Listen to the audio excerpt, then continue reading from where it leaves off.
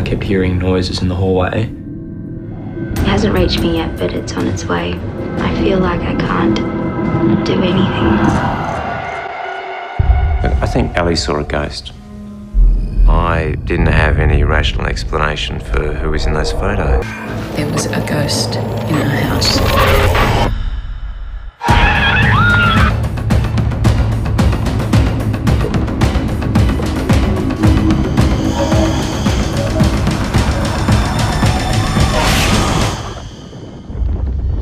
Lake Mungo. Bonjour à tous, bonjour à toutes. Alors aujourd'hui, présentation d'un film que j'ai regardé hier.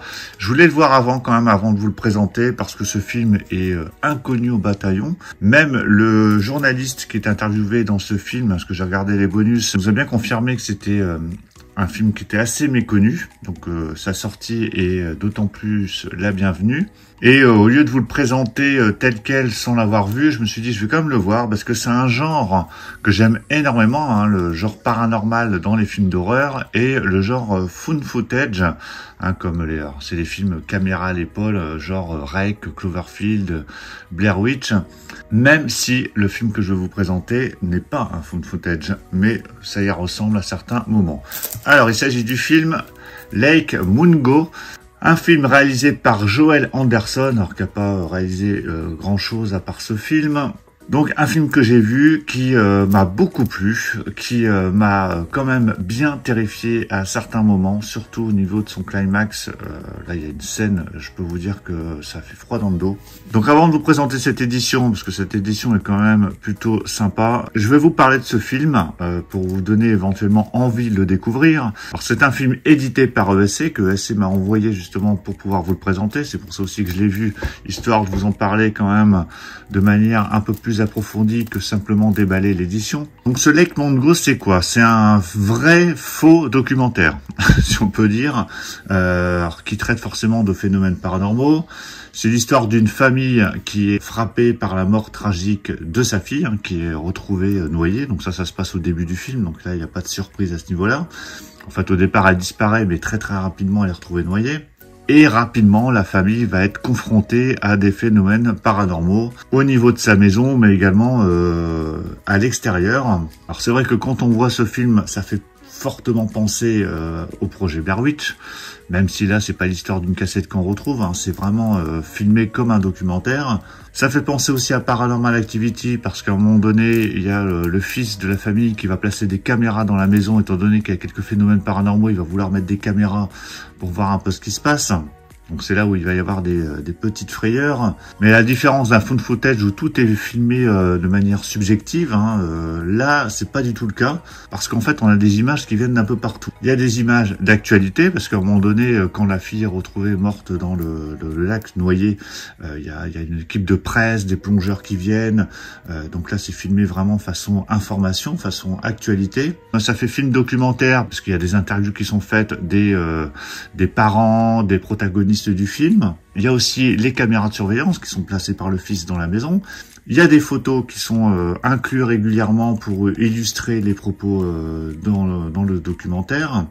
Et il y a des films captés par le téléphone portable des gens de la famille.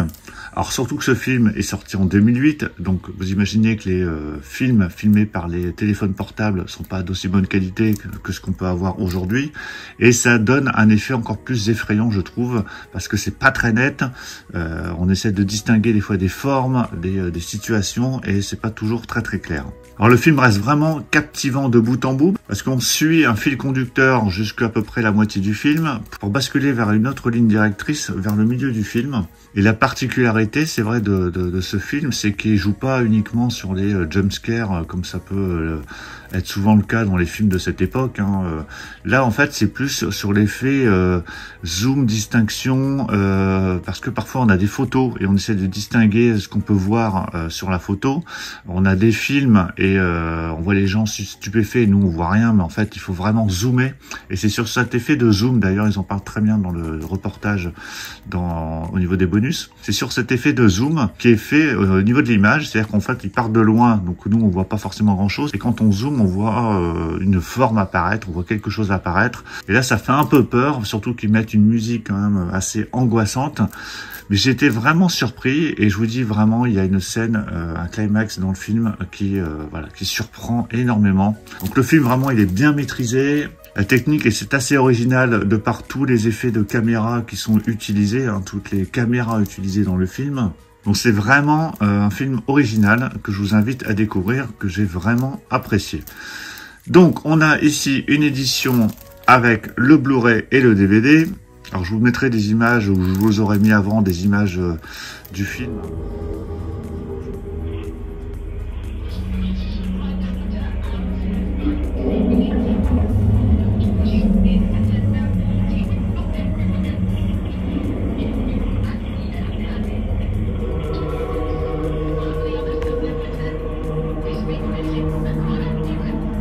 Au niveau qualité, forcément, comme c'est des caméras... que ce soit des caméras de surveillance, que ce soit des caméras du téléphone ou les images d'actualité qui sont retransmises, forcément c'est pas la technique ou l'image qui va vous époustoufler, mais en tout cas c'est plutôt net et c'est plutôt super adapté par rapport au film qu'on regarde. Alors déjà au niveau du visuel, je trouve que le visuel est pas du tout adapté au film parce qu'on a l'impression d'avoir un film moderne. Alors je sais même pas ce que ça représente, une fille qui crie avec les cheveux. Alors, je vous dis tout de suite, cette image-là n'a rien à voir avec le film. Enfin, en tout cas, moi, je vois pas le rapport par rapport au film. Si vous ne croyez pas aux fantômes, regardez de plus près. Voilà, regardez de plus près, ça rappelle le zoom dont je parlais au niveau de la façon de filmer dans le film. Alors, avant de déballer, enfin, avant d'ouvrir complètement, je vais vous montrer le contenu qui est quand même assez conséquent. Alors, le film est uniquement en VO. Donc c'est de l'anglais 5.DTS HD avec les sous-titres français, que ce soit sur le Blu-ray ou le DVD. Mais ça va parfaitement avec le film et son côté faux documentaire. Il dure 87 minutes, hein, donc ça passe assez vite. Au niveau des suppléments, on a le commentaire audio du producteur et du directeur de la photographie. Donc ça, j'ai pas regardé. Le pouvoir des images, entretien avec Antoine Desrues, journaliste à écran large et Sofilm. Donc ça, j'ai regardé ce documentaire de 30 minutes qui était très intéressant et qui parle justement de ce film que ce journaliste avait découvert parce qu'il avait entendu parler de ce film et donc il l'avait découvert. Je crois qu'il était seul d'ailleurs dans un hôtel et ça lui avait bien foutu la trouille. Il y a des scènes coupées et il y a la bande-annonce. Donc voilà, en termes de contenu, c'est plutôt correct. Alors, je vais vous le lire, le résumé, même si je vous ai déjà pas mal parlé du film. Lorsque la jeune Alice Palmer, âgée de 16 ans, se noie tragiquement lors d'une sortie en famille en Australie, ses proches sont dévastés. Peu après sa mort, des événements étranges commencent à perturber la maison des Palmer. Persuadée qu'Alice tente de communiquer depuis l'au-delà, sa famille décide de consulter des médiums et d'enquêter plus profondément sur sa vie secrète. Faux documentaire d'une sobriété glaçante, Lake Mungo s'impose comme l'un des sommets méconnus du cinéma d'horreur australien. À travers le deuil d'une famille bouleversée par la mort de leur fille, le film construit un récit trouble entre témoignages, images d'archives et révélations spectrales. À la frontière du drame intime et du surnaturel, Lake Mungo évoque autant le sixième sens que Twin Peaks, mais avec une retenue terrifiante où le malaise grandit dans les silences et les visages figés. C'est vrai que ces photos figées où on essaie de déceler ce qu'il y a sur cette photo, je trouve ça vraiment très efficace. Jamais tape à l'œil, toujours dérangeant, il redéfinit le genre en misant sur la suggestion et l'ambiguïté. Le film hanté et hantant où les fantômes ne sont pas toujours là où on les attend. Alors, je vais vous déballer l'édition. Hop, j'ai enlevé le film plastique. Donc c'est un digipack.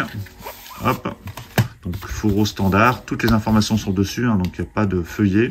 Ici, on retrouve sur le digipack, alors je vous montrais déjà de dos, la famille Palmer.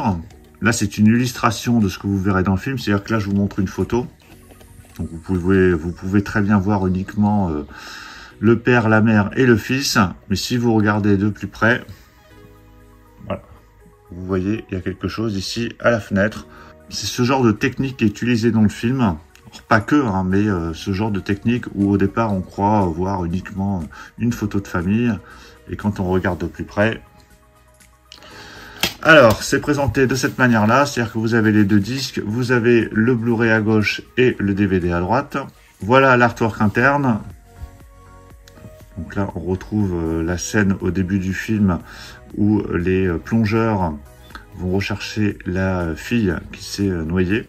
Donc belle présentation hein, avec ces 2 disques, un petit digipack, 2 volets, donc simple, efficace. Donc voilà pour la présentation de cette édition de Lake Mungo.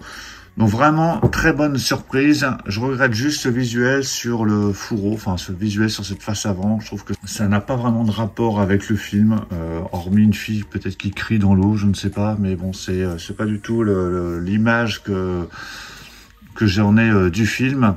Donc si vous êtes fan de ce genre de film paranormal, found footage, faux documentaire, ce genre de choses, foncez dessus, vous allez vraiment bien apprécier. Si vous l'avez déjà vu, bah, dites-le moi dans les commentaires et puis donnez-moi votre avis. L'édition est vendue 24 € à peu près et elle doit être disponible ou va être très rapidement disponible au moment où vous verrez cette vidéo. Pensez à mettre un pouce bleu si vous avez apprécié cette présentation et on se retrouve très vite pour plein d'autres présentations. Donc surtout pour ne pas les rater, pensez à vous abonner. Je vous dis à tous à très bientôt. Ciao.